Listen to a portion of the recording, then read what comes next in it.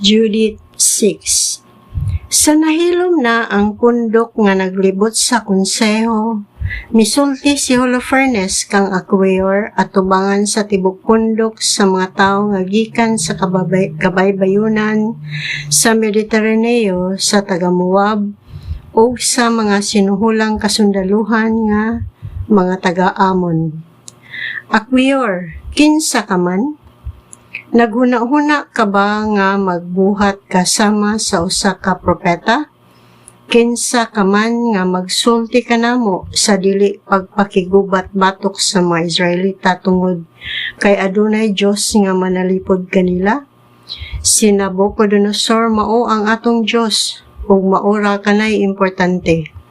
Ipadala niya ang iyang kasundaluhan o papaso niya kining mga Israelita gikan sa nawong sayuta. Ang ilang Diyos dili makatabang kanila. Apan kita nag-alagad kang Nabucodonosor o buntugon ta sila sa kasayon ug ang ilang kasundaluhan sama lamang sa usa ka tawo. Dili sila makahimo sa pagsukol batok sa atong kasundaluhang nagkabayo. Buntugon sila niini.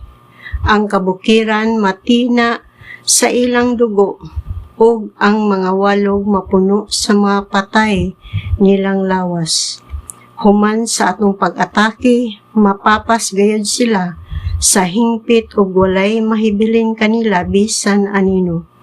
Mao kini ang sugo ni Nabucodonosor, ang Ginoo sa tibuok kalibutan, ug dili gayud makawang ang iyang mga pulong. Aquayor, wala kay bili kundili usa lamang ka sundalo nga sinuhulan nga taga-Amon ug nagsulti ka sama sa usa ka mabudhion.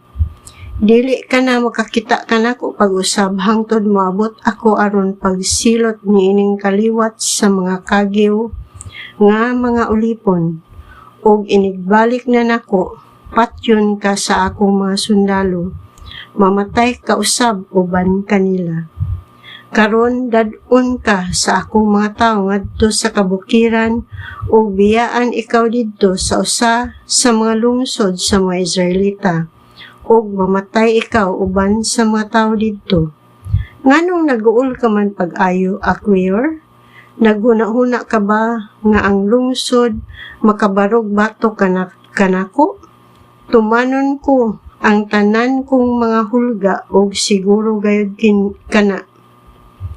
Unya, misugo si Holofernes sa iyang mga tao nga naghulat kaniya didto sa iyang tolda nga dakpon si Aquayor. Dad-on ngadto sa Betulia ug itugyan siya ngadto sa mga Israelita. Busa gidakop si Aquayor sa mga tawo ug gidala siya sa gawas sa kampo ngadto sa walog. Gikan didto gidala siya ngadto sa kabukiran hangtod sa tubod nga diha sa ubos sa Betulia. Sa dihang ang mga tawo niadtong lungsura nakakita kanila nga nagpadulong, gikuha nila ang ilang mga hinagipan ug nanagan sila ngadto sa tumoy sa bungtod.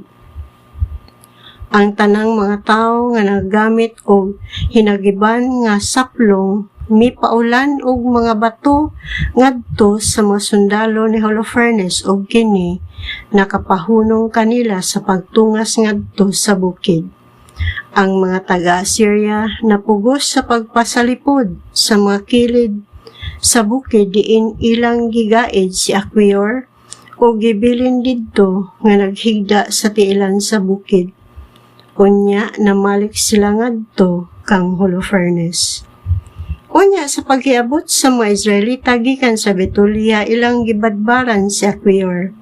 Gidala siya ngadto sa lungsod o gipaatubang siya sa mga kadagkuan sa lungsod nga niadtong panahona mao sila si Uzias nga anak ni Mikias sa tribo ni Simeon, si Cabres nga anak ni Gotoniel o si Carmis nga anak ni Malquiel. Ang mga kadagkuan mitawag og tigom sa mga tigulang sa lungsod ug ang tanang mga babaye o batan-ong lalaki midugok usab ngadto sa tigom. Gidala si Aquior atubangan sa katawhan o sukit-sukit siya ni Uzias. Gitug-anan sila ni Aquior sa nabatbat niya didto sa konseho sa gubat ni Holofernes, may tungod sa iyang buhaton ngadto sa mga Israelita. Sa pagkadungog niini sa katawhan, nang hapa sila o nagsimba sa Diyos, nagampo sila sa pag-ingon, o Ginoong Diyos sa langit, tan-awa giun sa pagdawdaog ang imong katawhan, sa hambugiro na namong mga kaaway. Kaluy og tabangi taon kami. Unya ilang gipasaligan si Aquior o gidayeg siya tungod sa iyang gihimo. Human sa tigom si Aquior gidala ni Uzias ngadto sa ilaha o gihikayan og kumbira didto alang sa mga tigulang.